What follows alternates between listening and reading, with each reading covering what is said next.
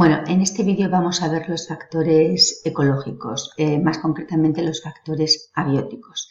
Si recordáis, los factores abióticos eran todas las características físico-químicas que determinan un ecosistema en concreto y que condicionan a los seres vivos que pueden vivir ahí. Hay muchos factores, tanto físicos como químicos. Nosotros lo que vamos a hacer es seleccionar unos cuantos diferenciados según se trate del medio acuático o del medio terrestre y ver cómo los seres vivos se han adaptado a esas condiciones determinantes del ecosistema en el que se encuentran.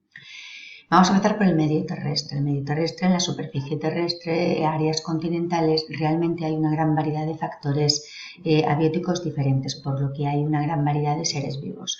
Los más importantes que vamos a destacar nosotros son sobre todo la luz, que determina la síntesis de materia orgánica a través de la fotosíntesis, la temperatura, que es muy importante para los seres vivos. De hecho, el intervalo en el que suelen vivir los seres vivos no suele bajar de unos pocos grados bajo cero hasta unos 50 grados centígrados. Por encima de 50 grados son muy pocos los seres vivos, algunas bacterias que son capaces de sobrevivir. Y luego la humedad ambiental. El agua es un factor fundamental para los seres vivos, ya que todas las reacciones químicas que ocurren en los seres vivos y que determinan la vida necesitan agua. Las adaptaciones a la luz. Bueno, las plantas tienen fundamentalmente como adaptaciones los movimientos, que pueden ser nástias si son movimientos relativamente rápidos y que luego vuelven a su posición original. Esto lo vemos, por ejemplo, en los girasoles, cuando va pasando a lo largo del día, se van moviendo, siguiendo el sol para poder capturar la mayor cantidad de luminosidad y de esa forma hacer la fotosíntesis. Pero posteriormente vuelven a su posición inicial y la inician el movimiento al día siguiente. Sin embargo, los tropismos son movimientos permanentes, no recuperan su posición inicial y en muchos casos están relacionados con el crecimiento. En este caso es un fototropismo porque lo que hace al ir creciendo, por ejemplo, imaginad que fuesen lentejas, van creciendo y se dirigen hacia la luz. Suponemos que aquí habrá una ventana por donde entra la luz. Entonces este es un movimiento permanente. En el caso del medio natural, cuando hay mucha vegetación, por ejemplo en selvas tropicales o ecuatoriales como esta,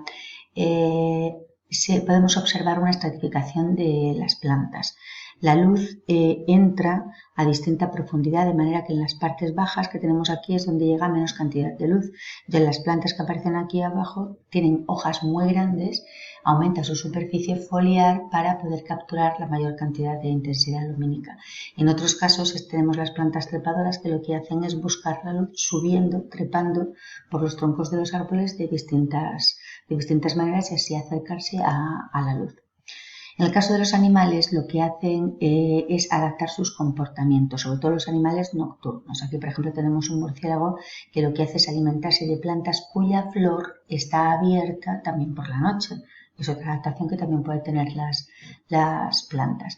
En otros casos tenemos aquí una jineta o un búho, lo que hacen es adaptar incluso sus cuerpos de manera que son muy silenciosos, con almohadillas muy importantes. Las plumas están especializadas para no hacer ruido cuando se mueven, o tienen unos ojos muy desarrollados para poder captar cualquier intensidad de luz.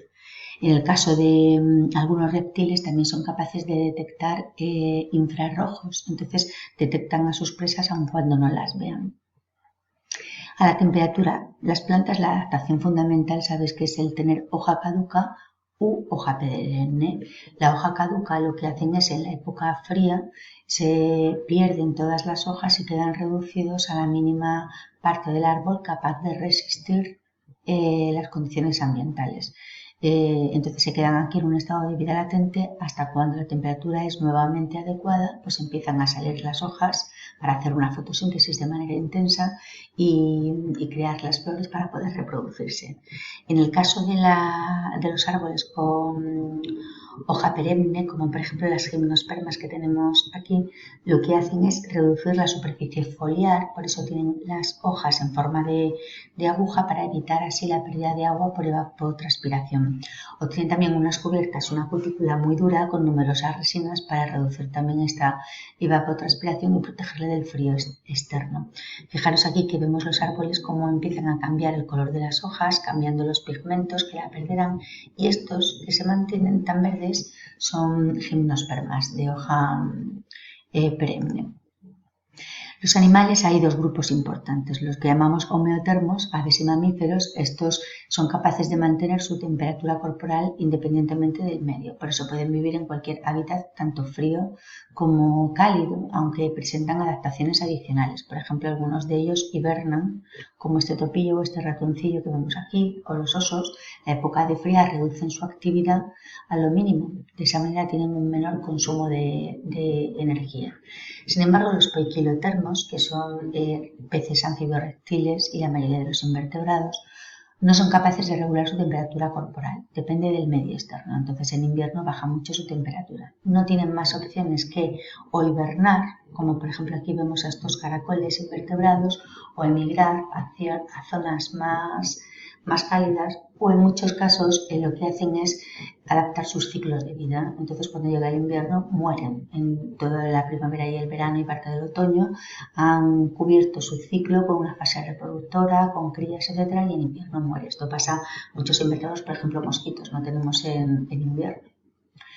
Bueno, aquí en el caso de homeotermos ya hemos comentado antes que aun cuando mantienen su temperatura corporal sí que presentan otras adaptaciones morfológicas. Por ejemplo, son redondeados para disminuir la relación superficie-volumen y así disminuyen la cantidad de calor que desprenden a través de su superficie corporal. Tienen las orejas pequeñas, veis aquí que tienen, este es un zorro ártico con unas orejas pequeñitas, los osos polares también, mucho pelo. Y también pues en esta foca monje del Mediterráneo pues vemos que es característico una acumulación de grasa importante que le sirve tanto como aislante térmico como también un almacén de energía para cuando lo necesite. Sin embargo, los que viven en zonas cálidas es al contrario. ¿Veis aquí el elefante o el zorro del Sáhara? Lo que tienen son unas orejas grandes, una superficie muy grande a través de la cual pueden perder calor. Otra forma de perder calor son con las glándulas sudoríparas. Sabes que el agua tiene un elevado calor específico. Eso quiere decir que es capaz de absorber gran cantidad de calor sin que varíe la temperatura. Entonces, cuando nosotros sudamos, al evaporarse ese agua del sudor, estamos perdiendo gran cantidad de calor corporal. Hay animales, como por ejemplo el lobo que os he puesto aquí, que no tiene glándulas sudoríparas. Entonces lo que hace es perder esa temperatura corporal, lo hace a través de la mucosa de la boca y de la lengua. Por eso están jadeando continuamente, como los perros, por ejemplo. Otra adaptación muy importante a la temperatura son las migraciones, que es muy característica de las aves. Las migraciones se hacen para trasladarse cuando las condiciones ambientales son adversas, fundamentalmente hace frío y además escasea el alimento. Entonces van a zonas donde hay mayor cantidad de alimento y aprovechan para reproducirse y para tener a sus crías. Posteriormente vuelven a sus zonas de origen. En España, por ejemplo, tenemos a la grulla o los gansos viven en el norte de Europa. Entonces, en verano viven allí estupendamente con una temperatura fresquita pero muy buena, se crían, reproducen, tienen a sus crías, pero en los inviernos, que son muy severos en el norte de Europa, van hacia zonas más cercanas a los trópicos. Por eso nos llegan aquí a España, en donde los inviernos son algo más suaves o incluso se van hasta África. Luego, por otro lado, tenemos otro grupo de animales, como el abejaruco, golondrina o el milano, que vienen de África. Entonces hacen al revés, en primavera, con temperaturas algo más suaves que en sus zonas de origen, vienen, aquí hay mucho alimento, tienen aquí a sus crías, pasan el verano y luego en otoño, cuando ya empiezan a bajar las temperaturas y las horas de luz, vuelven a sus zonas para pasar el invierno y vuelven a África, en donde la temperatura es mucho más suave y hay más cantidad de alimento. Como adaptaciones a la humedad, en el caso de las plantas, las que son xerófitas, que son las que están adaptadas a ambientes muy secos, los desiertos, lo que hacen es reducir su superficie, la hoja, al mínimo. Las transforman en espinas para evitar la pérdida de agua y acumulan el agua en los troncos de la planta que son muy suculentos.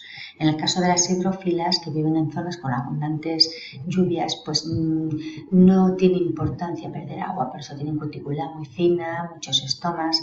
Lo que suelen tener es hojas muy grandes que están rasgadas, como podéis ver aquí, o incluso con orificios para que no se acumule agua en la superficie y pueda romper la hoja. En el caso de los animales terrestres lo que hacen es cubrir su superficie con tegumentos muy duros. Los invertebrados, algunos artrópodos, lo que hacen es tener un exoesqueleto duro como el escorpión europeo que tenemos aquí. Los reptiles, que sabes que son los que primero se adaptaron a la vida terrestre, pues tienen una piel muy seca y muy dura. Otros, como el camello, lo que hacen es acumular grasa. Esa grasa son capaces de transformarlo en agua mediante reacciones metabólicas y de esa manera no se deshidratan internamente. En cuanto al medio acuático, los factores abióticos son más constantes, varían menos. Veis que, por ejemplo, la luz atraviesa la superficie del agua tan solo en una primera zona, que es la zona fótida. Esta zona, la luz suele llegar hasta unos 200 metros. A partir de ahí disminuye mucho la cantidad de luz que penetra en el agua. Y entonces los animales o seres vivos que habitan aquí están adaptados a la oscuridad. Lo mismo pasa con la temperatura. En la zona más superficial, la temperatura es muy similar a la que hay en el exterior, en la atmósfera. Luego bajamos unos metros y hay una zona en donde desciende un montón, pero fijaros que ya luego se mantiene constante hasta alcanzar grandes profundidades. Otros factores importantes es la salinidad, la cantidad de oxígeno, la presión hidrostática, que es muy alta en el agua. Entonces, ¿cómo se adaptan los seres vivos de allí? Bueno, pues a la luz. Las algas, los seres vivos fotosintéticos, solamente pueden vivir en la zona fótida. Entonces, tenemos algas verdes, algas pardas y algas rojas que se ponen a distinta profundidad, verdes más superficiales, rojas más profundas, no más de 200 metros, y pueden hacer la fotosíntesis absorbiendo distintas longitudes de onda. Sin embargo, en las zonas abisales, veis aquí los animales de zonas abisales donde no llega prácticamente nada de luz. Entonces desarrollan un mecanismo muy interesante que es la bioluminiscencia. Se asocian con bacterias, establecen una simbiosis y son bacterias que son capaces de, mediante reacciones químicas, generar luminiscencia. Entonces lo vemos aquí, ¿no? Como son un poco fosforitos, se les sirve para atraer a sus presas y poder sobrevivir a esas grandes profundidades. Otras adaptaciones interesantes son, por ejemplo, la presión hidrostática. La presión aumenta muchísimo en profundidad. Entonces, en los animales que viven en zonas más superficiales o en zonas intermedias, tienen una vejiga natatoria que la tienen equilibrada con la presión del medio y lo que hacen es como una especie de flotador que llenan o vacía de gas, aumentando y disminuyendo un poco el volumen del pez y así le permite y le ayuda a subir y bajar. Los animales que viven en zonas muy profundas no tienen vejiga natatoria porque la presión hidrostática es tan grande que estallaría. Entonces, bueno, lo que tienen son unos tejidos con muchísima agua que están a la misma presión que el medio externo, el medio acuático, y de esa manera pueden sobrevivir. En cuanto a la concentración de sal, están habituados, o viven en aguas dulces o viven en aguas saladas. Son muy pocos los animales, los peces que pueden cambiar de unas a otras, como por ejemplo el salmón, y eso lo hacen con procesos osmóticos, modificando la presión osmótica interna y externa mediante ósmosis, pues controla la cantidad de sales de sus cuerpos. En cuanto a la densidad y viscosidad, bueno, pues para reducir el rozamiento con el agua, lo que hacen la mayoría de ellos es tener formas fusiformes, que así el rozamiento con el agua es menor y le permite también nadar. En otros casos veis que tienen forma como este que tenemos aquí, las rayas tienen formas aplanadas. Estas formas aplanadas también le permiten reducir el rozamiento con el agua cuando nadan en la misma franja, digamos en horizontal. Entonces, bueno, pues se desplazan casi como si fuesen aves que están volando. Bueno, y estas son algunas de las principales adaptaciones que podemos encontrar tanto en ambientes terrestres como acuáticos de los seres vivos a los factores abióticos fundamentales. Bueno, espero que os haya resultado de interés. Hasta pronto.